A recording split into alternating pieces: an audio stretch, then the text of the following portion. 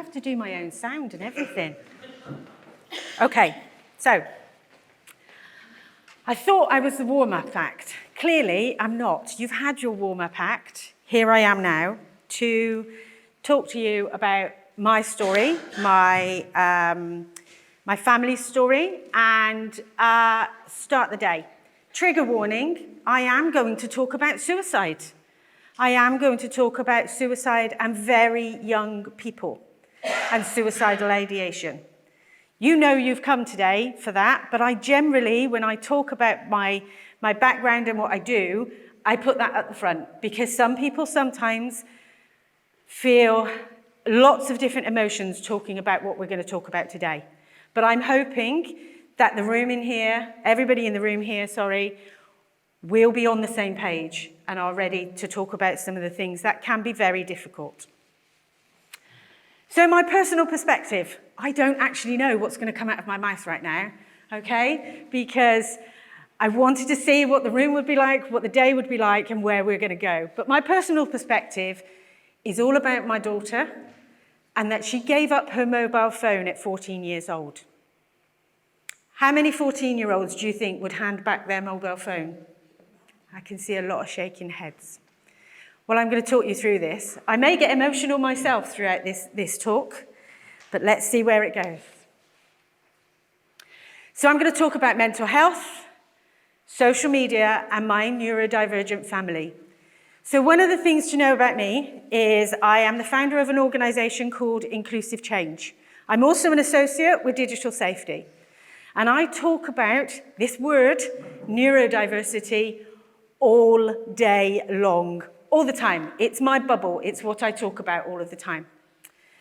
Those people who work with me will know that. There's not a day goes by when I say, don't forget the neurodivergent people. Don't forget those people who are autistic or have ADHD or Tourette's, etc. But I also talk about my experiences as a family, as a mother, and as a professional, and how this is impacted on us. So this is my daughter. My daughter is called Owen. I very rarely talk about my children and give their names in presentations, but Owen has given me permission to do this. Owen has spoken to me and Owen has contributed to this presentation today. They wanted to be here, but we recognised that it probably wasn't going to be practical for them to come up with us, only because they start their A-levels, their second year of A-levels this week. So they said, okay, Mum, I'll stay at home. That gives you a little spoiler. She's still here. Okay? So, let's start a bit of storytelling. What can you remember about 2015? Does it feel like a long way away? This is 8 years ago. Yeah, you're all nodding. Did you know, and did you realise that in 2015, inflation was at 0%? Anybody remember those days? Mortgages that were like 2p. I'm not joking, I had a mortgage where we literally paid, I think, a penny. So, 2015, Princess Charlotte was born. So the royal family, they had a new addition with Princess Charlotte. What else happened in 2015? I like this one. I don't really. The Conservatives won another election under David Cameron. And what did that lead to? Brexit. Sorry, say again. Disaster. Depends which way we look at it, doesn't it? But I could be on your side. I never like to be too politically either side, but I am on your side. So that led to Brexit. So that led to where we are today. But the first thing that happened was that my 9-year-old first tried to kill herself in 2015. This is where my lip goes. Because I remember the day, and I remember February. It was a Saturday. And she came upstairs. Oh, no, she actually came downstairs. And she said, Mum, I need to speak to you. Can you come up to my room, please? And a 9-year-old, and I am going to cry, I'm sorry. A 9-year-old said, I've just tried to take a knife and kill myself. Okay, where do we go with this? What do we say? What do we do? She talked it through a bit more. She was able to talk to us, and she said, the reason I didn't do it is because I heard my dad, Rich, next door on the computer clicking, and I felt that my dad would miss me too much if I did it. We had 2 years then of trying to get support, of trying to get help. And it took 2 years until somebody said to us, your daughter is autistic. We managed to get through those 2 years. And I'm going to tell you a little bit about how we got there. We had 6 years of suicide watch. She's 17 now. She's no longer suicidal. We no longer find the notes. But 6 years from the age of 9, that was hard. That was difficult. I was trying to keep down a job. My husband was trying to keep down a job. I also have another child, Tom, who's 15. And guess what? He found out he was autistic too at the age of 11. And guess what? He started to want to not be alive too. And I used to spend nights lying with them in their bedrooms. We had many interventions from CAMS, from therapies, but I'll tell you more about that in a moment. So we had therapy, we had support. We did have support, but one of the reasons why I believe I got the support for my family is because I have the intellectual capacity to be able to fight this. I used to work in law enforcement. I know how to put a bundle together for a court case or for a tribunal or for an application to get an educational health and care plan. There are thousands and thousands of parents out there who do not know how to access this stuff and cannot access this stuff. At the time, I also had the financial capacity to be able to pay for private reports or private support that other people don't get. And every single day, right now, because of what I do now around inclusive change, I have parents emailing me and begging me for support. I get messages in my Facebooks, I get messages on my WhatsApps. Where do I go? What do I do? What can I do? That's not my story, that's their story. However, I was lucky enough to get the support in place for my daughter. We had school refusal. She gave up school in year 8. Didn't go back to school, isn't at school now.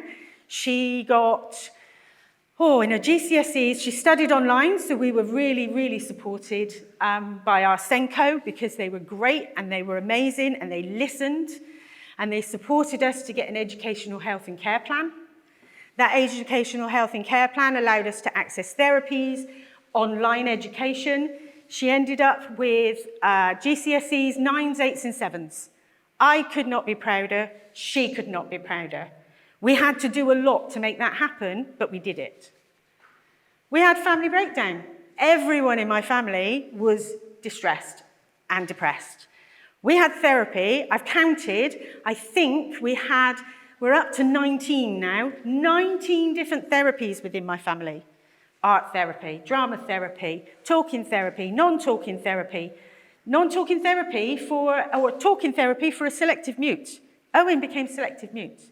So throughout the years that she was going through this incredible depression, she didn't talk. She talked to us, but she wouldn't talk to others. So we had a lot going on. Am I building a picture here? I think I am. So this is our world. This is who Owen is. Owen was super bubbly. She was on the West End stage. She auditioned for the part of Matilda on the West End stage, not a local theatre. She went to the casting directors, etc., etc. That's the kind of girl that she was. She's just incredible, and she still is. There she is, that picture again. We went on holidays to Florida. She absolutely adores Disney. That is her special interest. If you know anything about autistic people, there's generally a special interest in there, and that special interest runs deep. This year, for her 17th birthday, she asked me for a book from a charity shop all about Epcot in 1985. Right? That's how deep it runs. And she couldn't have been happier when she got this great big book. She's like, yes, this is amazing. There she is, going to school. At primary school, she did really well. Primary school, the teachers, she couldn't possibly be autistic. That's not right. I remember going to the head teacher, who I knew quite well, because guess what? I was a governor at that school. So they knew me quite well, and they knew our children quite well.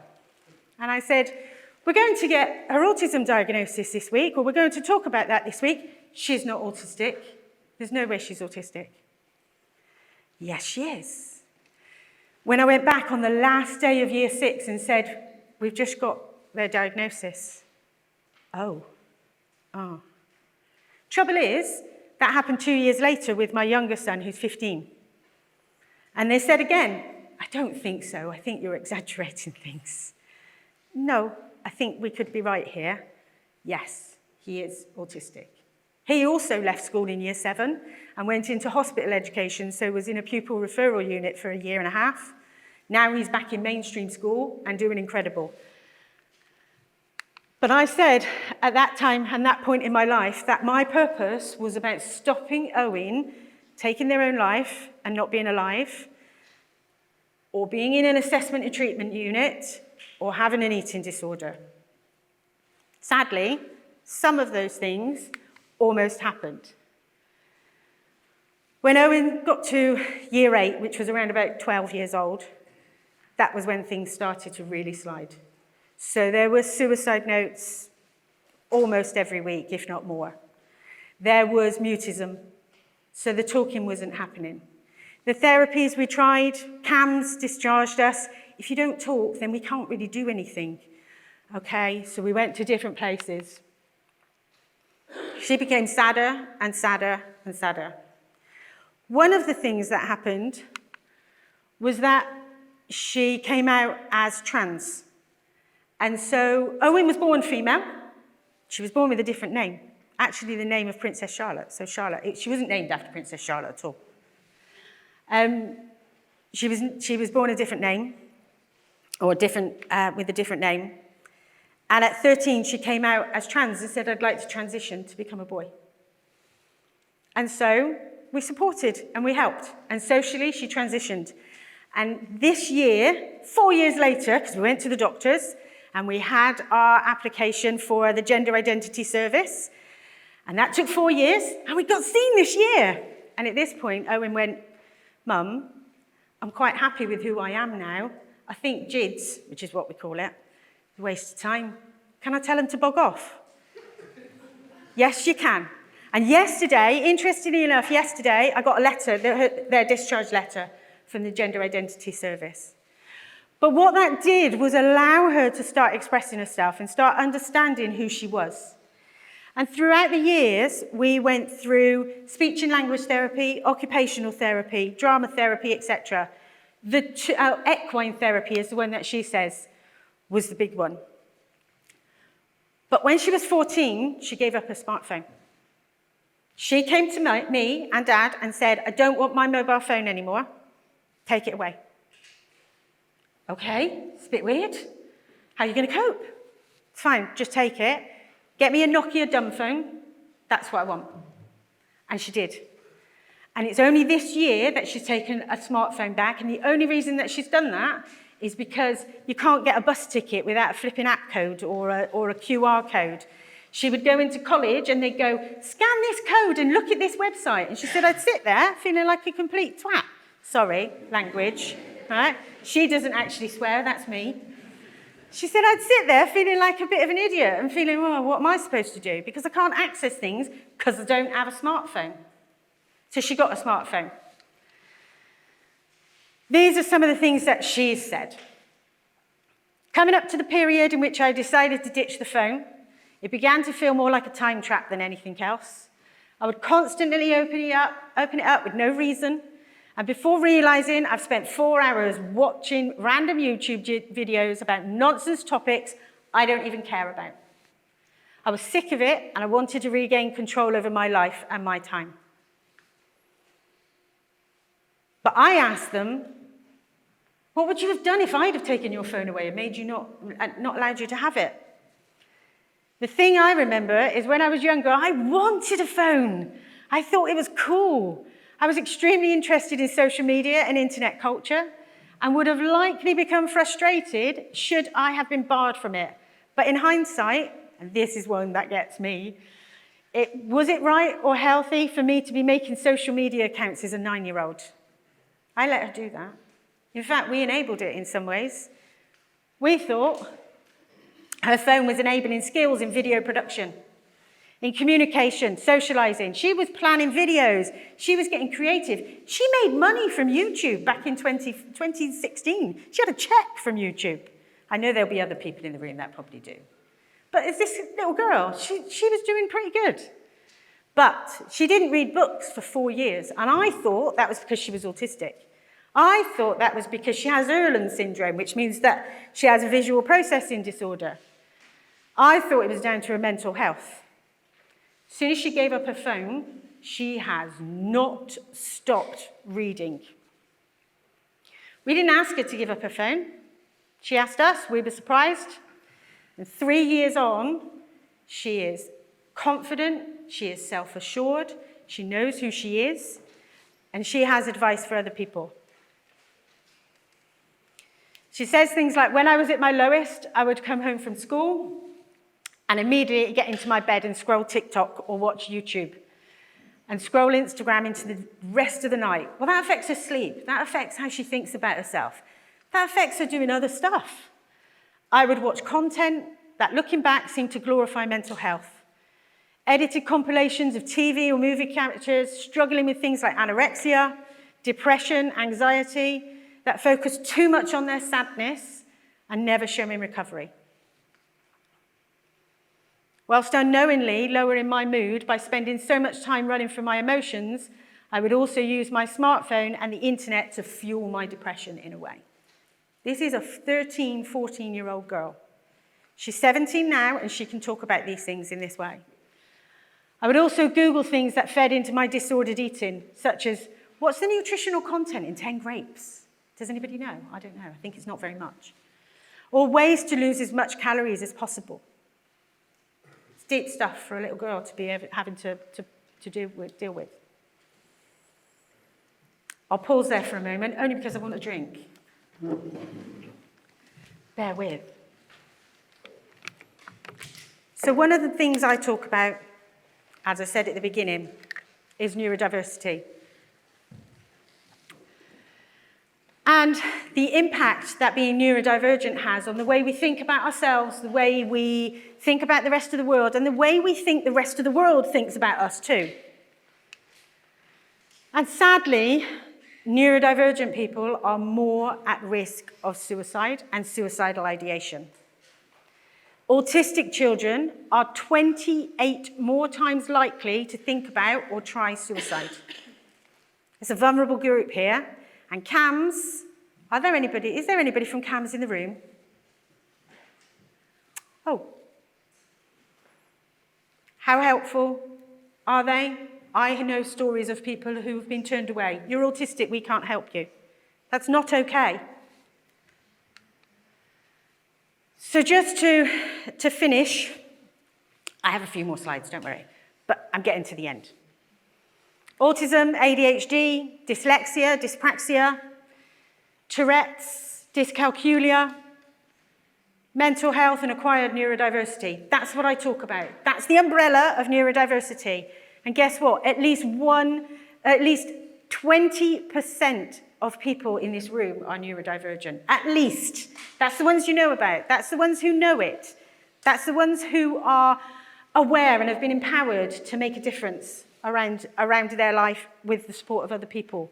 But there are lots more young people who are neurodivergent, and their families are struggling. They don't know, they're not aware. Why do I believe that they're more at risk? And this does have relevance to the digital world. Emotional maturity. All right? I can talk for 3 hours on this topic. In fact, I could probably talk for 3 days on this topic. But emotional maturity. Most neurodivergent people may have a different way of maturing emotionally. And so being able to access this world of information in your hand, that's a dangerous tool for some people. Bullying. If you're neurodivergent, you may very well be bullied. If you're different, it happens. I'm not going to brush over it, but I know I don't have lots of time to talk about lots of things. Sensory differences. the way in which we experience the world, through our sight, our sound, etc. And sometimes being online, being a gamer, that gives us that sensory dopamine, like all the things that we really need in order to regulate and in order to be great and feel great. Oh, we've got a butterfly. Mental health. The links between mental health and neurodiversity it's interconnected. That's all I can say. Hyperfocus. If you're somebody who's neurodivergent and you go into hyperfocus, we can focus on things that might not be healthy for us. 3 weeks ago, I was focused on how do I make my PowerPoint presentation as best as it can be. And I was focused on finding all these little tips and techniques to make my PowerPoint work like this. I could not do anything else for a weekend until I'd resolved that and actually done that. That's how hyperfocus can take me to a place. But imagine an 11-year-old, a 12-year-old, hyper-focused on a game, hyper-focused on what they're going to get in whatever dopamine hit that they will get in their game. Rejection sensitivity, knowing that or thinking that people are saying things about you, thinking that something somebody has said to you is negative, when actually it might not be that negative. But imagine being trolled. Imagine the comments on a YouTube channel. We used to monitor Owen's YouTube channel for the comments because we wouldn't let her see them. We kept them away from her. Anxiety is a given, okay? Neurodiversity and anxiety goes together. Theory of mind, thinking how things are for other people. Again, I can talk for hours on this. I'm not going to because I'll get wound up by Andy in a minute. And masking, pretending to be something you're not, and not knowing that you're neurodivergent. And so you try and do all the things that make you fit in and make you be acceptable. But actually, that's not who you are. And inside is very different to what you're showing outside. So the word that always comes back to me is around safeguarding. And on a professional note and a serious note, you've heard my story, but actually, vulnerable, neurodivergent young people have an additional safeguarding risk. And that is online too. See what I did with my slides? All my own work. So I want to see parents, therapies, schools, young people, the NHS, the voluntary sector, education CAMs, law enforcement, research, academia, innovation, and then apps and government and the media all come together to bring hope. Because the one thing I know that helps other families and other people is knowing there is hope. And I'd like to think that my story and the fact that Owen is here, is alive, is amazing, and is able to contribute to something like this and say, this is where I am now, I think that brings hope.